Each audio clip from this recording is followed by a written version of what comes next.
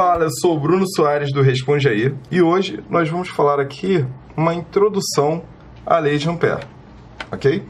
A primeira coisa que eu tenho que te dizer sobre a lei de Ampère é que ela é um análogo à lei de Gauss, só que para o magnetismo.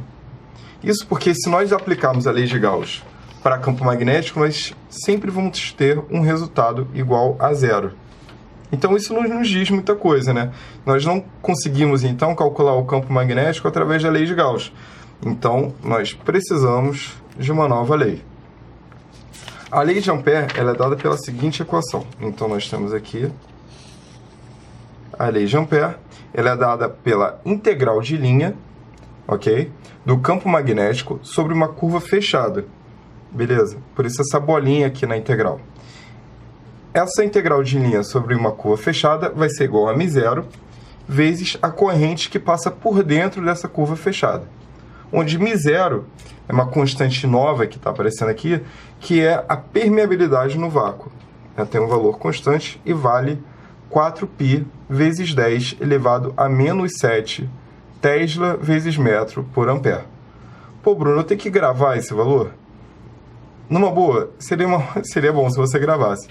Mas, em muitos casos, o próprio enunciado diz quanto vale μ0, e em outros, o professor aceita que você deixe a resposta em função de μ0. Mas não custa nada gravar, né? Não é um valor tão complicado assim. Beleza?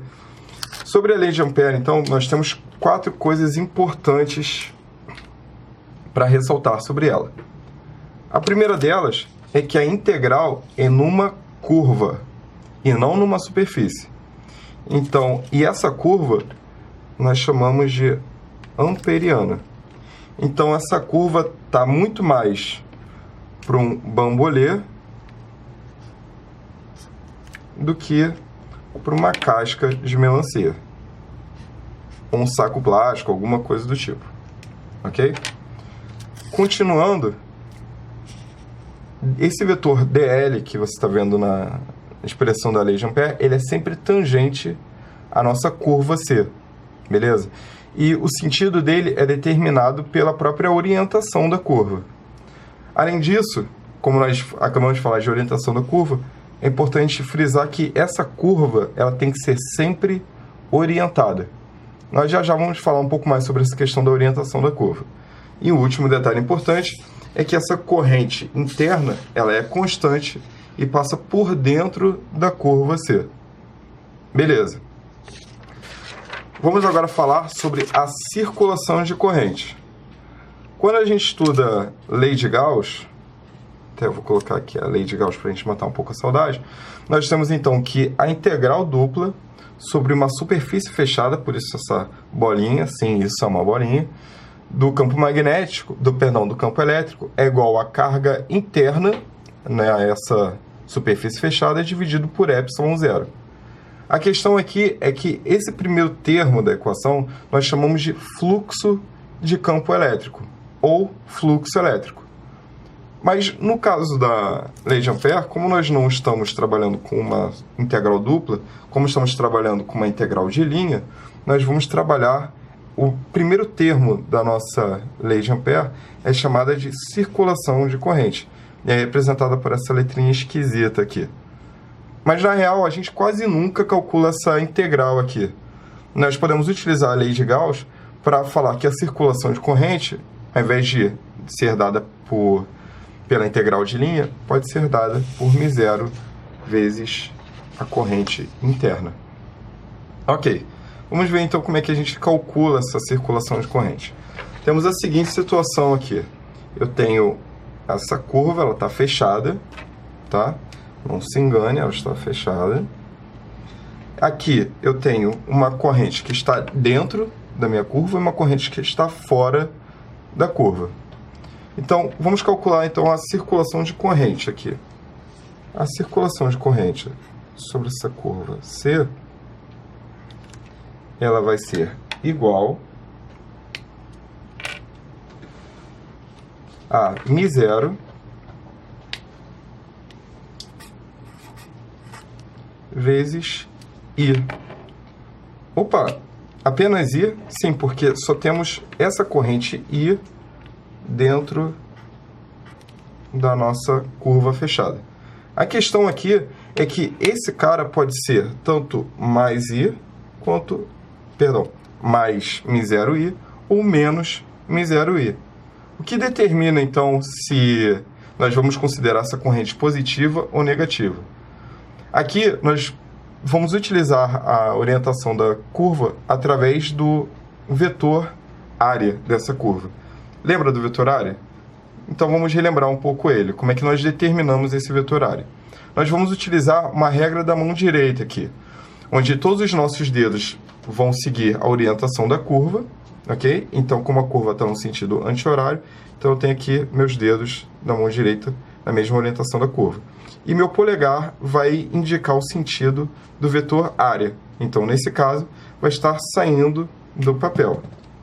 Então, nós temos aqui, vou colocar aqui o vetor área saindo do papel.